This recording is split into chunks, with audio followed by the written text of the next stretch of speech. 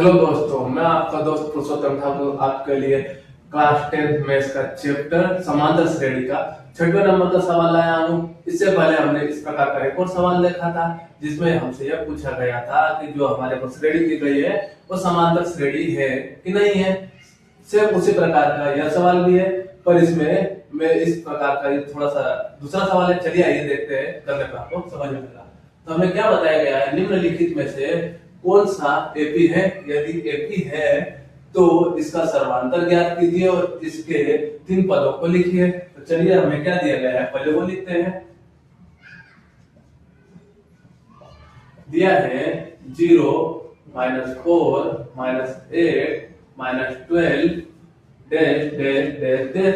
हमें क्या दिया गया है, श्रेणी दी गई है। हमें क्या बताना है कि यह श्रेणी समांतर श्रेणी है कि नहीं है। तो क्या करेंगे हम, इसके द्वितीय पद से प्रथम पद को पहले माइनस करेंगे। तो लिखते हैं a2 -a1 बराबर -4 -0 बराबर -4 होगा।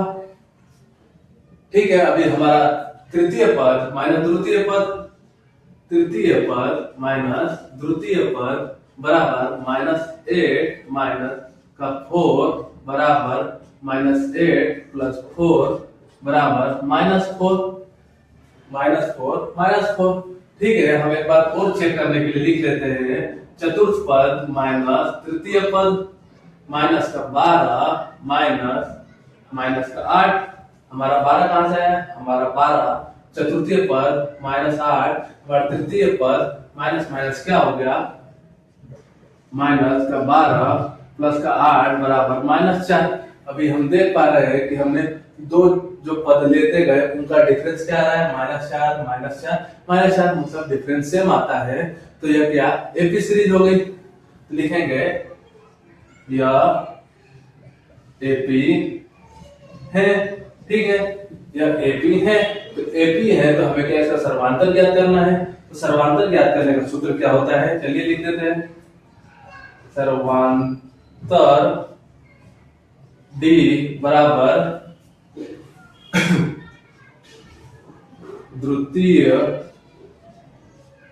पद माइनस प्रथम पद, बाद का पद माइनस पहला पद। इसकी जगह यह भी हम लिख सकते हैं, बाद का पद माइनस इससे पहला पद। हम जोन कोई जिस पद को भी ले रहे हैं उससे पहले वाले पद को हमेशा घटाया जाएगा। तो चलिए देखते हैं, हम कोई सा भी सर्वांतर क्या लिख रहे हैं, बराबर डी। हमें 8 लिया तो 8 से पहले क्या आएगा, -4।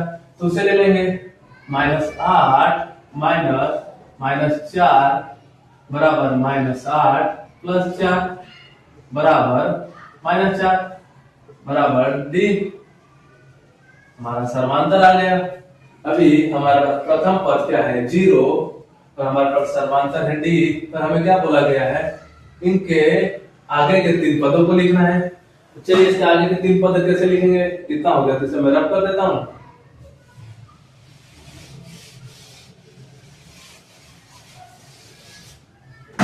आगे के 3 पद लिखने के लिए हमारा अभी जो लास्ट पद क्या है 12, आगे के 3 पद के लिए तो क्या हो गया a1 a2 a3 a4। तो इसके बाद क्या आएगा हमारा a5 को लिखने के लिए क्या करेंगे हम, a4 + d। तो हमारा a4 + d। तो हमारा a4 क्या है -12, लिख दिया हमने -12 प्लस हमारा d क्या निकला है सर्वांतर। तो सर्वांतर क्या है हमारा -4। यह माइनस प्लस क्या हो जाता है माइनस, तो क्या आ गया माइनस का 16। हमने पांचों पद निकालना था तो हमारा क्या होता है, चौथा पद प्लस सर्वांतर, हमारा क्या होगा पांचवा पद। तो a4 + d बराबर, तो हमारा a4 क्या है -12, हमारा d क्या है -4 प्लस माइनस का संख्या होता है प्लस, निशान होता है माइनस का। हमारा क्या आ गया 16। अभी हमारे को 3 पद निकाला था, हमारा प्रथम हमने पहला पद क्या निकाल लिया a5, तो a5 के बाद क्या आता है a6 निकालने का सूत्र क्या होगा a5 प्लस d। तो हमारा a5 क्या है, हमारा a5 दिया गया है माइनस का 16, हमारा d क्या है 4, तो लिख देते हैं प्लस माइनस का 4 बराबर minus 12 plus minus minus plus minus minus minus का 12 सॉरी 16 हुआ, माइनस का 16 माइनस का 4 क्या हो गया माइनस का 20।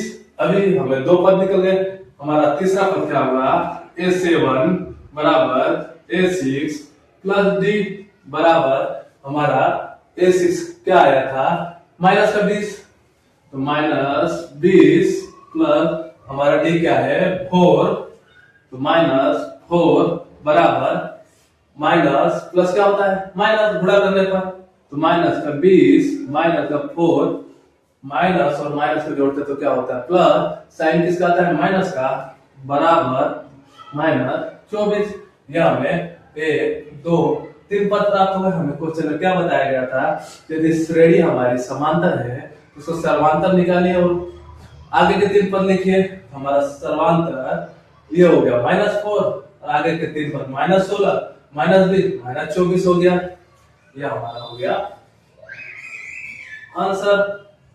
लिख देते हैं d बराबर -4, नेक्स्ट पद क्या होंगे माइनस का 16 माइनस का 20 माइनस का 24। आशा है कि यह सवाल आपको समझ में आया होगा। धन्यवाद।